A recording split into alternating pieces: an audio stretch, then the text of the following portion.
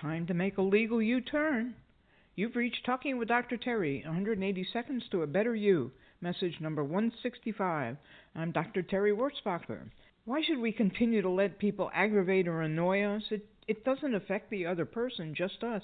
So why do we do that?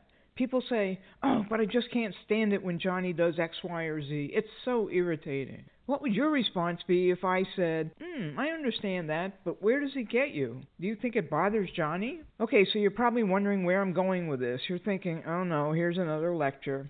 But it's really not another lecture. It's a way to keep us from being bothered, but more importantly, it's a way to learn more about yourself. And yes, you guessed it, it has to do with IFS, Internal Family Systems. There's one thing that IFS calls a U-turn.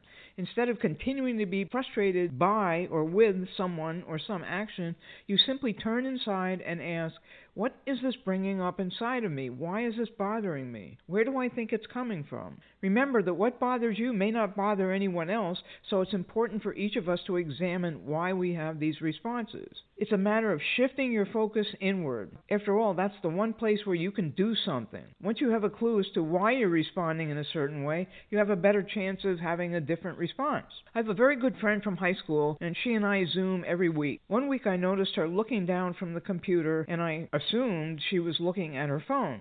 The fact was, she was not looking directly into the computer camera. That's all. Nothing more, nothing less.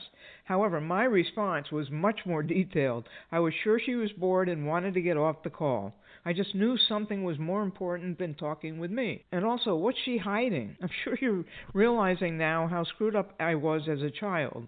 These responses were ridiculous. But instead of thinking about why she was ignoring me, which actually wasn't true, she was still communicating while looking away, I should have asked, what's coming up about this that's making me uncomfortable? And here's what I found when I finally looked at it, and this is just in brief. It would be more detailed if I spent more time. There's a part of me that's still worried about secrets. Our family was pretty secretive about things that I never understood. We were told there were things that weren't supposed to leave our house. You know, don't air the dirty laundry type things. And I'm sure some of that had to do with alcohol. As a kid, I had no clue what any of that meant, but I was aware that these were secrets.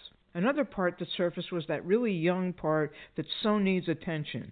There are other parts too, but the key points are that when I took the time to look at myself and not my friend, I could see how I could have distorted that simple fact that she wasn't looking directly at the computer.